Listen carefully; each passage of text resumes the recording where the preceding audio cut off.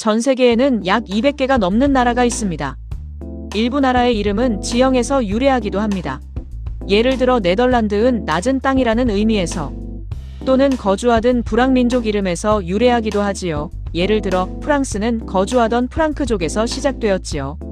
하지만 지구상에서 유일하게 신과 맞짱 떠서 이긴 사나이의 이름에서 국명을 따온 나라가 있습니다.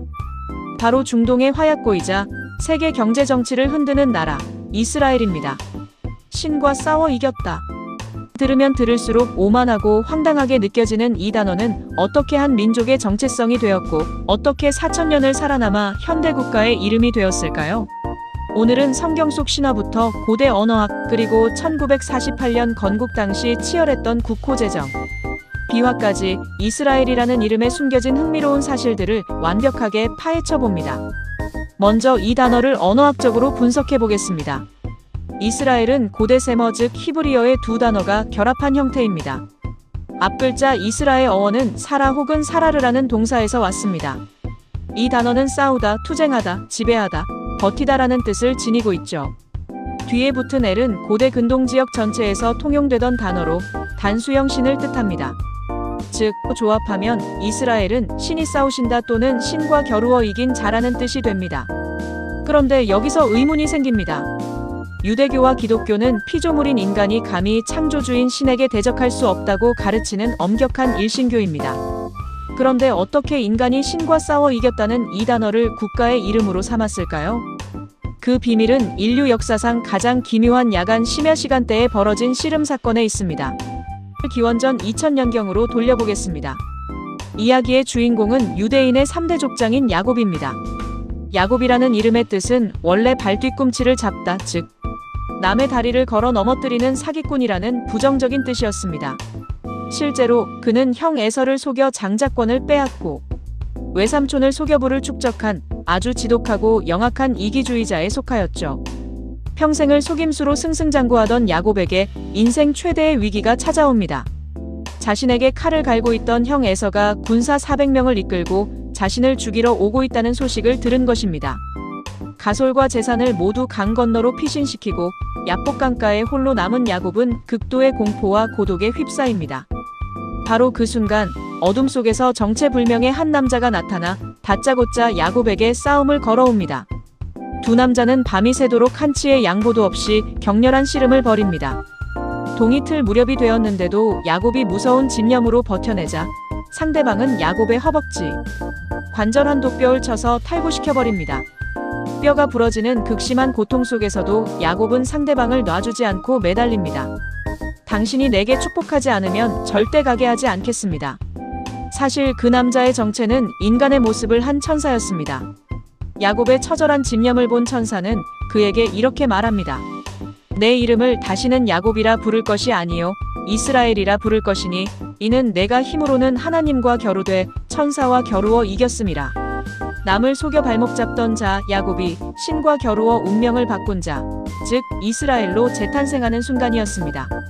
신은 인간에게 패배한 것이 아니라 자신의 한계를 깨고 필사적으로 매달리는 인간의 생존 의지와 간절함에 져준 것이었죠. 이 사건 이후 이스라엘은 한 개인의 이름을 넘어 하나의 민족적 연대를 뜻하는 단어가 됩니다. 이스라엘, 야곱에게는 12명의 아들이 있었는데 이들이 자라나 고대 유대 사회의 뿌리인 이스라엘 12지파가 됩니다. 성경 밖의 실제 역사적 기록에는 이스라엘이 언제 처음 등장할까요? 고고학적 사실을 보면 기원전 1208년경 고대 이집트의 파라오 메르네프타가 세운 비석에 최초로 이 이름이 등장합니다. 비석에는 이스라엘은 황폐해졌고 그 씨가 마르지 않았다라는 문구가 적혀 있죠. 즉 최소 3200년 전부터 이 지중해 지역에 이스라엘이라 불리는 거대한 민족 집단이 실존했다는 명백한 역사적 증거입니다. 이후 사울, 다윗, 솔로몬 왕조를 거치며 이스라엘 왕국으로 번영했지만 기원전 722년 아시리아에 의해 북이스라엘이 멸망하고 남유다 역시 바빌로니아와 로마 제국에 의해 차례로 무너지며 유대인들은 나라를 잃게 됩니다. 그 후 2000년 동안 전 세계를 떠돌며 핍박받는 디아스포라의 역사가 시작되죠. 하지만 나라가 사라진 그 긴 세월 동안에도 그들은 스스로를 항상 비네이 이스라엘, 이스라엘의 자손들이라 부르며 정체성을 유지했습니다.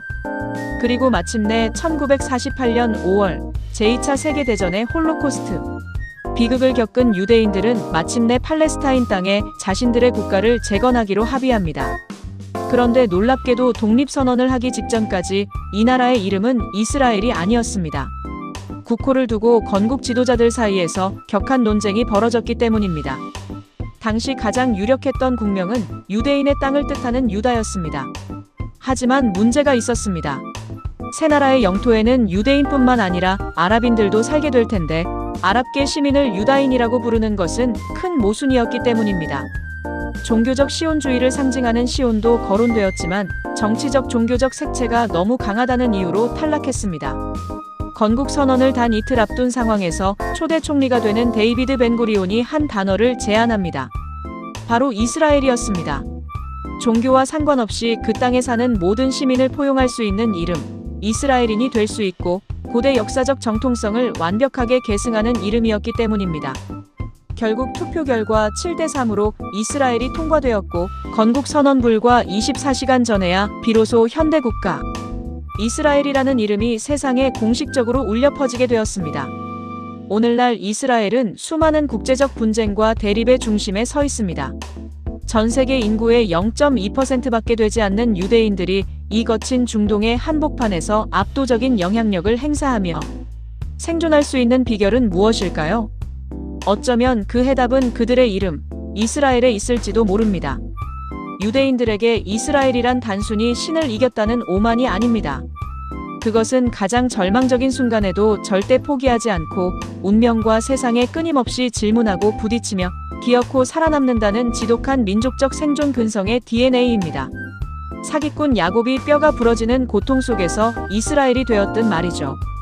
한 사나이의 절박한 씨름에서 시작해 현대 세계사의 중심이 된 이름, 이스라엘.